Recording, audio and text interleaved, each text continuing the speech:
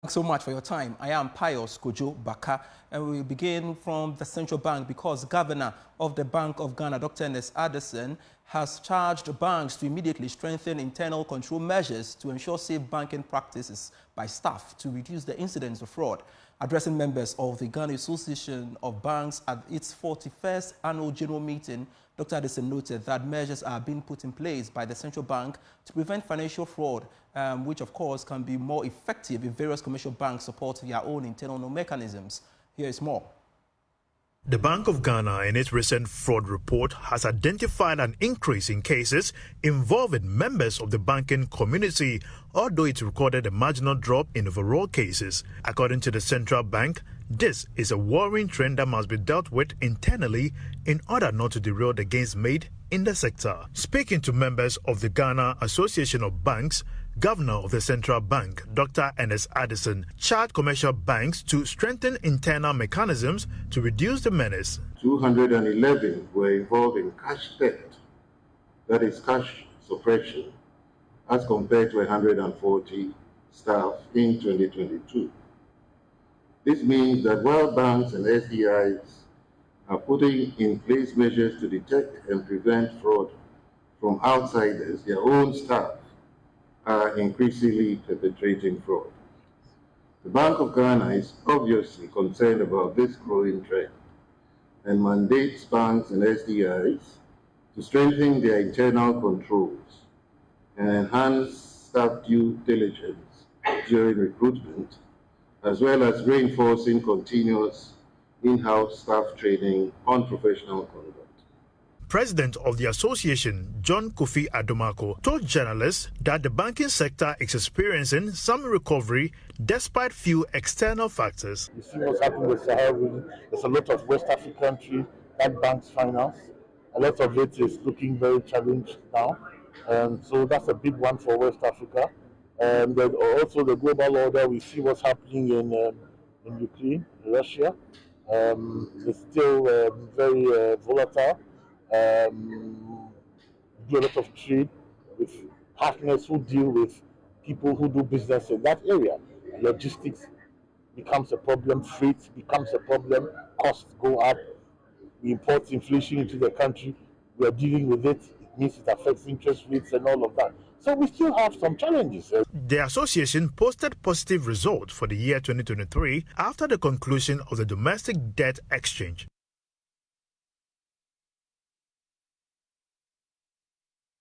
Reacting to the development, we know that the president of the Association of Banks, John Kofi Adomako, said members are implementing measures to arrest the situation. He therefore assured that the rate will come down by the close of the year due to some measures put in place by the commercial banks. The governor said fraud is on the rise in banks. The biggest challenge is that, I think you heard him right, they are finding out that a lot of the fraud this time is coming from internal in the bank. So what are banks doing about it? Banks are being more careful and doing more diligence on recruitment of staff. We are also training a lot of staff more intensely than we did before. We strengthening our internal control and governance processes. But last but not least, we automate. Okay, when you automate, it simplifies the process, makes it more transparent and accurate, and fraud can be thrown up a little much more earlier. So banks are investing heavily in automation to reduce fraud. We are also embarking on tight risk policies, and that will ensure that some of this fraud is kept under wraps, particularly because banks are going the technology way now. And so we are opening up ourselves to all kinds of platforms, all kinds of people, all kinds of systems. And therefore, it's very important that we pay our attention to cyber security. It is through that a lot of these frauds also occur. But more importantly, as a banker, you know that we are honorable people, and fraud should not be the order of the day, particularly with banks now. So we are tightening the way we recruit. It's taking a little much longer to recruit these days because we want to know who we are recruiting. We are also ensuring that we are training and investing in our staffs and across the banks, all of this. We've also put fraud monitoring systems in place. to identify fraud as quickly as we can when it occurs. But the agenda is to make it more difficult for fraud to occur. So the strategy is a preventive strategy rather than a reactive one. Away from the banking sector, we want to talk cocoa now because the agricultural sector appears to be showing signs of recovery according to the second quarter GDP estimates. But one area that should be of concern is the performance of the cocoa sector, which declined by some significant margin from April to June this year. But should we be worried about this development and, of course, its impact on the broader economy? Let's get on to Zoom and speak to the president of the Peasant Farmers Association, Charles Nyaba, for some great conversation on the back of this. Thanks so much, Charles, for joining me on Business Live. Now, I want to know what, in your view, is contributing to the continuous underperformance of the cocoa sector, you would say. Good evening. Can you hear me? I can, loud and clear. Okay. So if you look at the cocoa sector performance for 2024, especially the first and the second quarter, I think this was expected, simply because the sector faced a lot of challenges in this year. One of the major challenges has to do with the issue of climate change, where the raining pattern was not that good. The other major challenge that we are currently battling with has to do with the menace of Galamsey, where we saw increasingly cocoa farms being confiscated by chiefs, by businessmen, and then converting them Galamsey pigs. Beyond that, we had a conversation with most of our farmers within the cocoa growing areas, where majority of them lamented that even the water, the pollution of the water is also affecting the cocoa yields. So the figure we are seeing, to be very honest with you, we were even expecting to get a worse performer than what is projected by Ghana Statistical Service. Then I suppose that, well, it's going to be a bleak sector for us to consider, because if we definitely know the challenges you are talking about and there is nothing to be done about it, I guess the cocoa sector is nothing to write home about going forward. Yeah, so you see, one of the major factors that depends or that determines the general performance of crops, of which cocoa is one of them, has to do with conducive climate. Secondly, has to do with the availability of inputs at affordable prices for farmers. Thirdly, has to do with the environment itself, which currently we found that is being destroyed by Galamsey. Now let's pick them one after the other. When you take the first quarter of 2024, we heard from the beginning of the season where farmers were lamenting about the consistency to the rainfall pattern and then the volume itself, which was not coming. And there were also emergence of strange cocoa diseases that they never experienced. The second point has to do with high increase in agrochemicals for cocoa farmers, high increase in fertilizer. Previously, we used to benefit from a free cocoa fertilizer, but in recent years, all those incentives have also been taken away from the farmers. So farmers have to contend with the global increase in fertilizer prices and agrochemicals, which has actually affected the usage. Usually, farmers will not reduce their farm sizes on many occasions because cost of production is high. What they would rather do is to maintain the same farm sizes, but they will not apply the appropriate farm inputs that is needed to increase crop yields. If I say appropriate inputs, it has to do with if the crop needs 3 bags of fertilizer, if they can't afford for 3 bags, they go for 1 bag. So because there's increase in cost of production, which is partly due to the depreciation of our currency and also imposition of tariffs on inputs that we import, it has increased the price of the cocoa. So in that area, that's one of them. The second part has to do with reduction in the size of cocoa farms. This is as a result of most of them losing their farmlands to the activities of galamseyers. We have recently conducted a survey where most of the farmers lamented that there are instances where the entire community, the farmlands in an entire community is being sold due to arrangement between the chiefs and then the miners. So when your farm is sold and then you are not even interested in letting your farm go, they will start mining. So the small that they give you, whether you take it or not, your farm will be mined. So increasingly, the size of cocoa farms have actually reduced. The other area has to do with the chemicals and the pollution of the water bodies, because this has replicate effects on the yields of the cocoa itself. So all these factors have actually contributed to the negative performance of the cocoa sector. Let's see how this works. But just last week, we saw the farm gate price of cocoa being increased to about 45%. And I don't know what you know about that and what, to extent, do you think that that would improve the fortunes of the cocoa industry, for example, going forward? Yeah, that is good, but I think that didn't meet our expectation comparing to the increasing cost of production and also global increase in cocoa prices. We were actually expecting something better than that. And that is one factor. The other factor has to do with, even if the price increase to an extent that motivates farmers, most of their lands has been taken away from them. And you know, in cocoa growing areas, we cannot do farm expansion. We have to do intensification. So if we reduce the sizes of our farm due to the activities of galamseyers, and then you even give good prices, we will get the farm to expand our production. So it is actually going to be very, very difficult.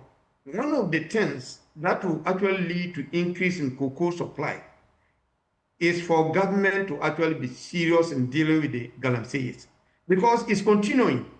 Those farm that has already been destroyed, it's going to be very difficult for us to bring them back to be fertile enough to be able to use for cocoa production. It will take several years for us to reclaim those lands.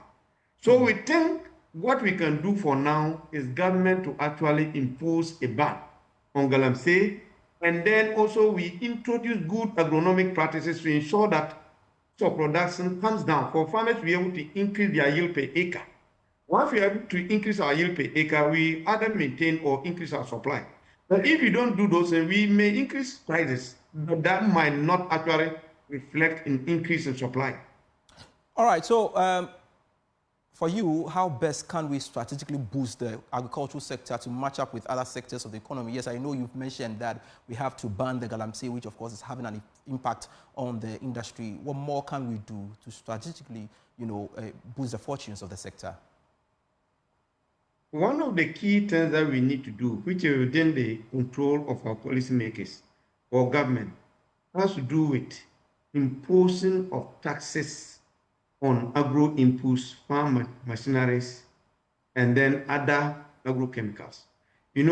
Majority of the inputs that we use for production, for instance, the pesticides, the weedicides, the fertilizers, about 90% is imported.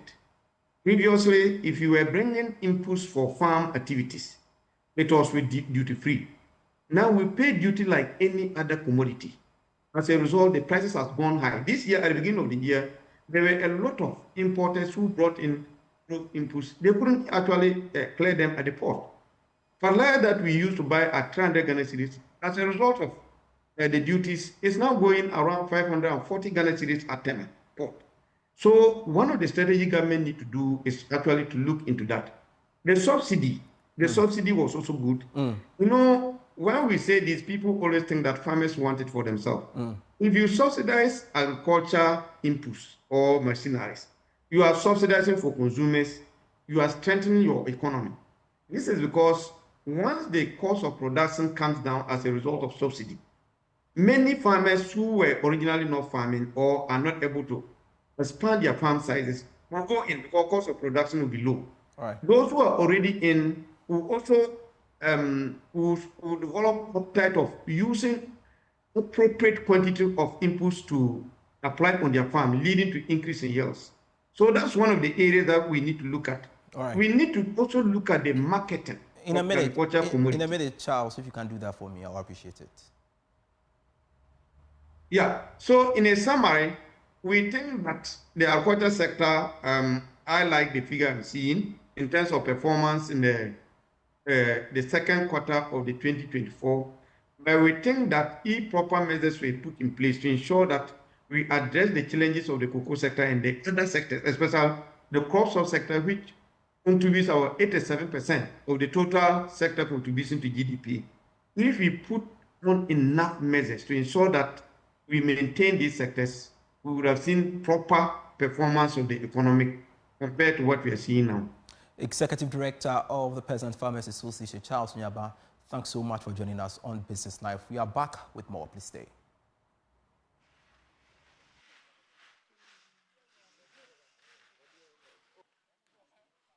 You're still watching Business Live.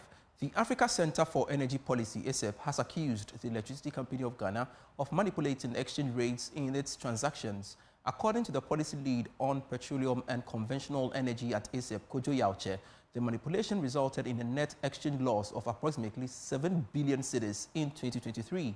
He made these remarks during a press briefing on recent developments in Ghana's power sector. More in this report.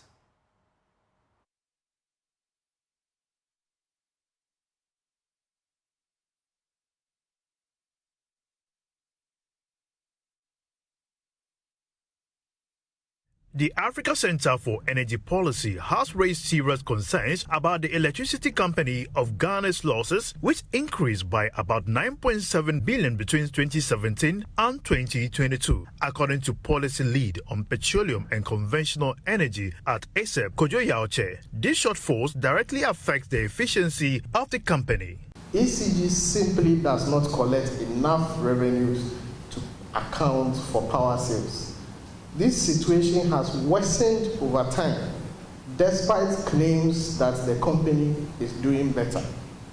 Between 2017 and 2022, ECG's losses increased from about 295 million Ghana cedis to about 9.7 billion Ghana cedis. Recent reports published by PURC show that the under-recoveries between August 2023 and July 2024 amount to about 13.6 billion. That is just shortfalls from the power sector.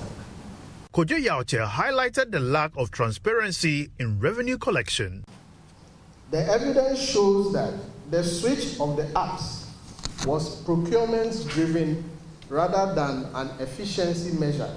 The simple directive by PURC and the President of Ghana for the company to operate a single account to ensure visibility of total collection and onward transmission to the value chain participants was not complied with. Rather, ECG operated 61 accounts through 16 banks and would not make details of those accounts visible to auditors. Therefore, the PURC's letter to the Energy Minister is only a rehash of an old problem known to all players in the sector, including the Minister himself. ACEP further accused ECG of exchange rate manipulation between the years of 2022 to 2023.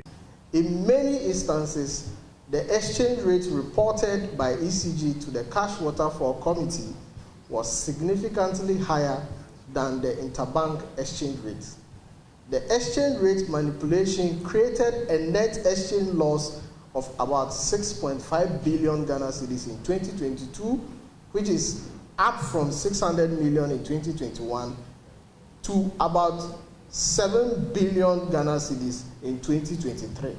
The current management of ECG should be relieved of their jobs and immediately replaced with effective and transparent management that will salvage the company and its attendant fiscal burden on the state and the people of Ghana. The Africa Center for Energy Policy further called for an immediate audit of the Haptel contract to clarify discrepancies in cash values reported by Haptel and ECG.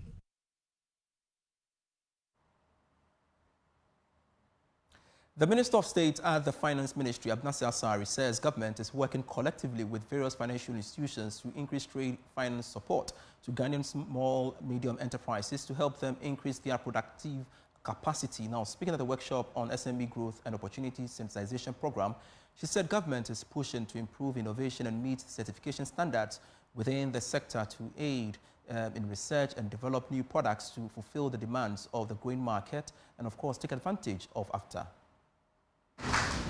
The African Development Bank has also pledged $40 million for this same program. This partnership is the robust framework. This partnership is one of the robust frameworks that we have to support our Ghanaian businesses. And we will continue to consolidate the country's position as a leading hub for entrepreneurship to leverage the opportunities offered by a fully integrated AfCFTA market that will have an estimated 6.7 trillion of combined customers and business spending by 2030. As government, we will continue to place immense focus on nurturing the SMEs. This is in recognition of the integral role you play in both society and economic expansion. We have promised to stand by you, and we intend to keep that promise.